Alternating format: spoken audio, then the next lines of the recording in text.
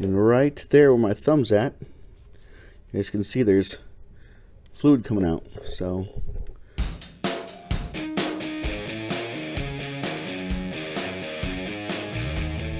working on this J Series Honda V6.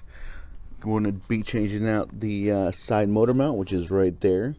So if you guys see down here, can you guys see that? See that rust, right?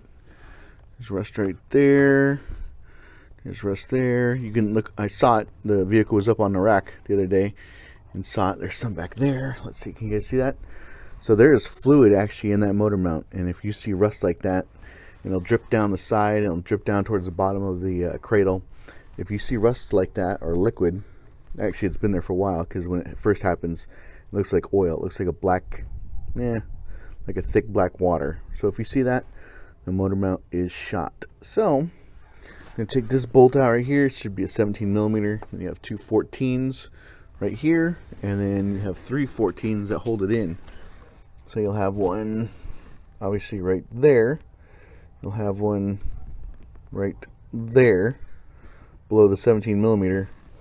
And you have one, if I can get a shot of it, there should be one like right here on the bottom side, on the back side. So first thing you want to do is get that 17 millimeter free, because that's going to be the toughest one. Once you get that, cracked open, all the other 14s should be really easy. So I'll probably just put you down and fast forward through this, make it a time lapse, but you guys can see what I'm doing nonetheless. So 14, 14, 14, 14, 14, 117. All right. Shouldn't be hard at all. See, do I have a, yeah, okay, so I have a, looks like I have one of the wiring harnesses right behind the dipstick. The oil dipstick is right here, so gotta get that out of the way. I think I push it, pull up at the same time. I'll be able to get it off. But come on. Okay, so I'll try to get that free and clear, but let me set you up here.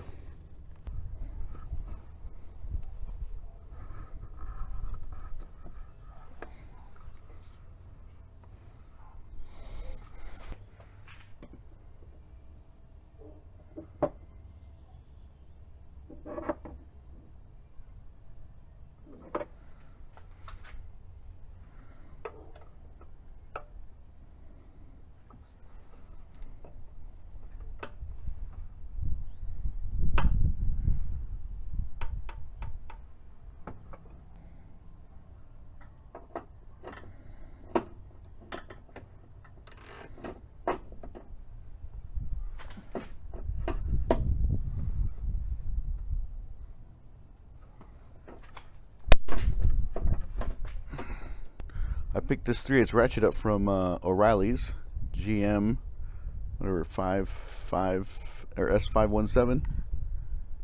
I don't know. So, but I was using it to break the 14 millimeter bolt down there loose. So it's long.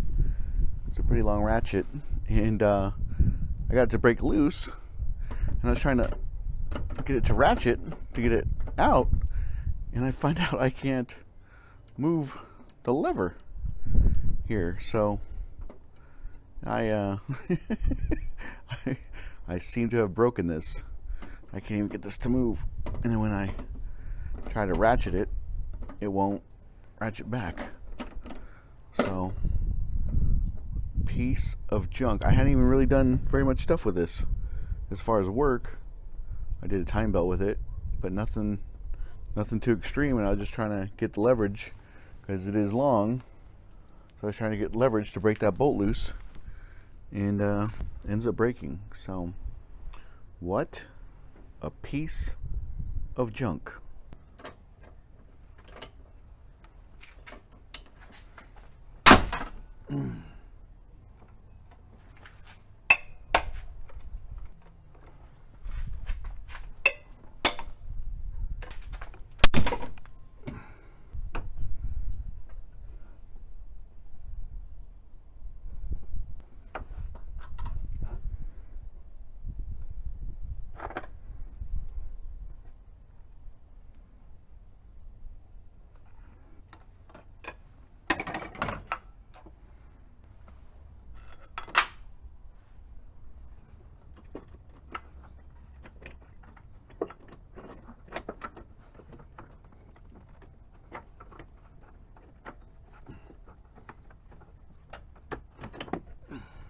Got the old side motor mount out of the Acura. So, got the new one. I'll put some links in the description below where you guys can pick this up on Amazon. But what you want to do is get the new one out and make sure it matches up before you install it. So, you know you're getting the right mount and you're not fighting anything unnecessarily. So,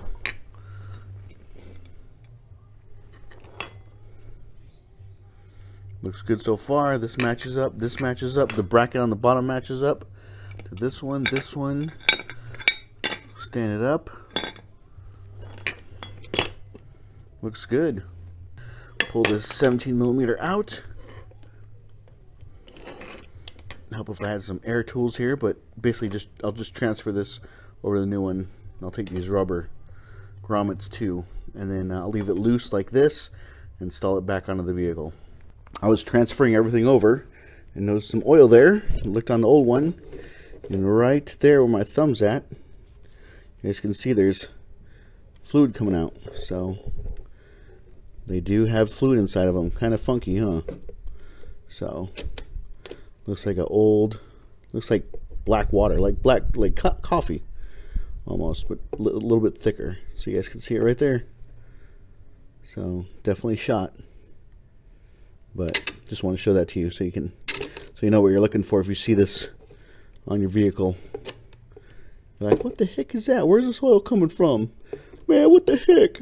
Now you'll know. And knowing's half the battle. Okay, got the new one set up for installation. See down there, everything's ready to rock and roll. I'm going to leave this loose until I have it back into place. And then another thing you want to do is when you're installing all 14mm bolts, leave them all loose until you have every one of them started. Because you might lock one down and you might need to move this a little bit, you know, left, right, back or forth, backward or forward. And if it's locked in place, you won't be able to do that. So just keep the 14mm loose until you have them all started. Then you can start tightening it down. And this was the first thing I loosened up, so it'll be the last thing that I tighten up. Got the little harness bracket for the wiring harness, and I'll put that back on. But I will fast forward it from here so you guys can see installation.